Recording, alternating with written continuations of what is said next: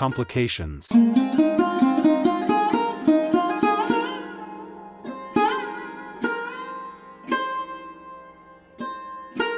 Major risk factors for the development of severe complications are multiple procedures, poor standards of sterility, excessive infiltration and intoxication from lidocaine or adrenaline, excessive removal of adipose tissue with volume depletion in the third space, permissive postoperative discharge and selection of unfit patients. Furthermore, when tumescent infiltration of large volumes are combined with intravenous fluid replacement and general anesthesia, there are significantly increased risks of fluid overload, pulmonary edema, and drug interaction. True complications that are possible include contour defects with an incidence of 2.7%, permanent skin color changes, infection, emboli, hematomas, or seromas. Edema is very common and generally persists for several weeks, or months, or a year. Hyperesthesia and dysesthesia are common sequelae of the procedure, which will gradually improve in 3 to 6 months after surgery. Hyperpigmentation is relatively infrequent condition, and when it shows up it diminishes gradually, and in more serious cases, it responds well to treatment with topical agents. Burns from instruments. Grazer and de Jong reported a fatality rate of 19.1 per 100,000 liposuction procedures. The most frequent potentially lethal complications associated with liposuction are pulmonary embolism, fat embolism, sepsis, necrotizing fasciitis, and perforation of abdominal organs.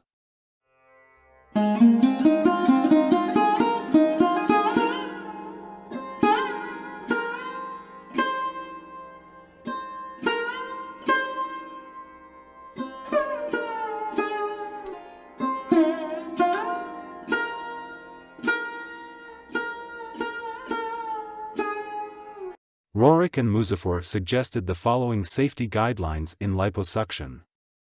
1. Appropriate patient selection, within 30% of ideal body weight. 2. Use of super wet technique. 3. Meticulous monitoring of volume status, urinary catheterization, non-invasive hemodynamic monitoring, constant communication with anesthesiologist. 4. Judicious fluid resuscitation. A. 4. Aspirate 5L, maintenance of fluid plus subcutaneous infiltrate.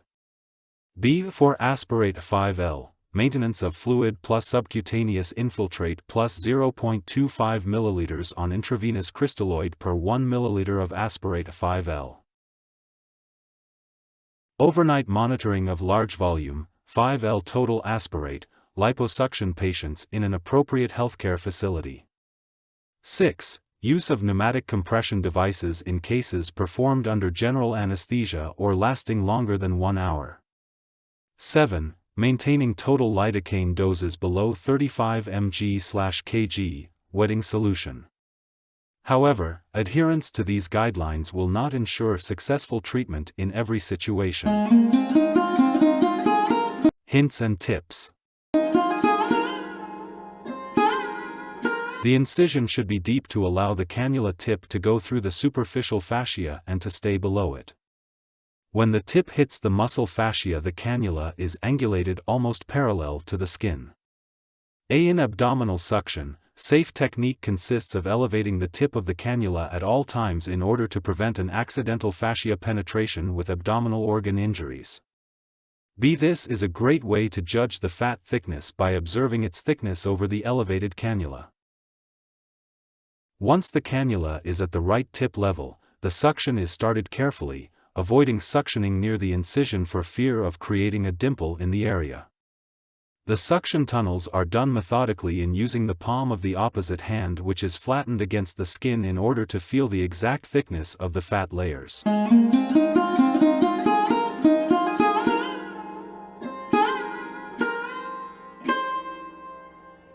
In cases where liposuction is not possible at the right level, grasping the skin between the fingers and around the cannula will allow more controlled suction. Diverging tunnels are made close to each other in order to remove the fatty layers without missed areas.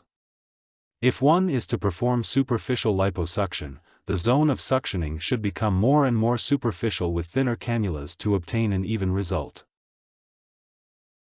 Toledo and Maud recommend routine harvesting of a few syringes of fat before suction-assisted lipoplasty so that it may be re-injected in cases of inadvertent over-liposuctioning in any area.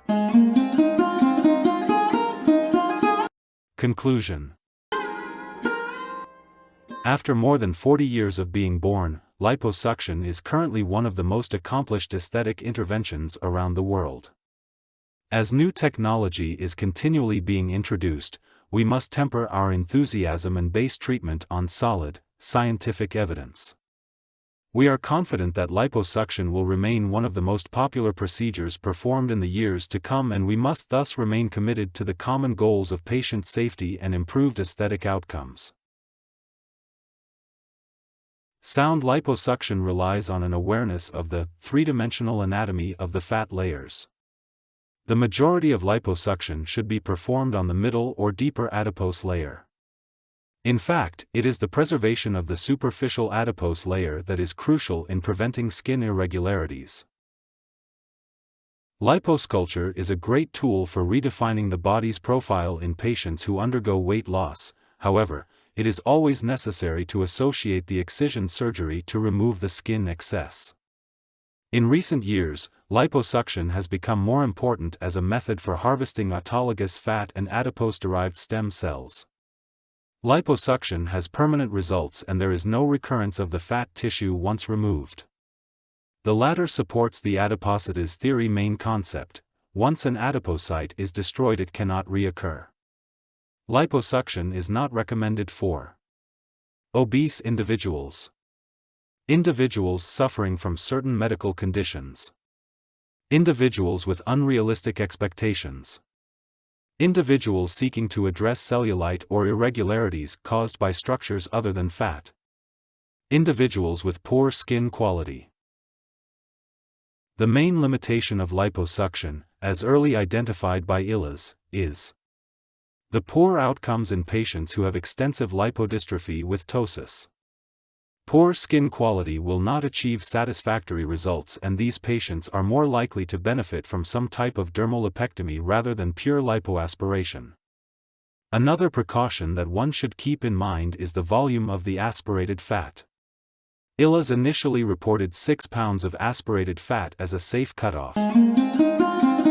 Final thoughts. Liposuction remains popular because it is the gold standard for removing stubborn areas of fat that aren't responding to diet and exercise. If someone is already on a regimen and taking care of themselves, then liposuction is the final piece of the puzzle. Unfortunately, one of the most common myths in plastic surgery is that liposuction is for weight loss. Liposuction doesn't prevent future weight gain. Once liposuction has removed fat cells, the cells cannot grow back. However, should you gain weight in the future, the fat cells remaining in the treated area can enlarge, and your results may become less noticeable. Modern inventions, such as non-invasive cool sculpting, are less popular, as the results that patients can expect from them are less compelling than liposuction. Power-assisted liposuction has remained the top-of-the-line technique for completing modern liposuction procedures in partnership with the unique skills and techniques of the individual surgeon. The one technology that does add to results is Renuvian, which uses heated helium and radiofrequency to shrink-wrap tissues. Another evolution within the field of liposuction is the introduction of new weight loss medications. These medications can be used prior to undergoing liposuction to amplify results, especially if the patient is struggling with weight loss while maintaining a healthy lifestyle. The technology used in your liposuction surgery is certainly important, however, the surgeon performing the procedure matters even more. Each patient is unique. What your treatment will look like is determined by you and the plastic surgeon who you will meet with in a personal consultation. Don't forget that liposuction is actual surgery. Telefaxes.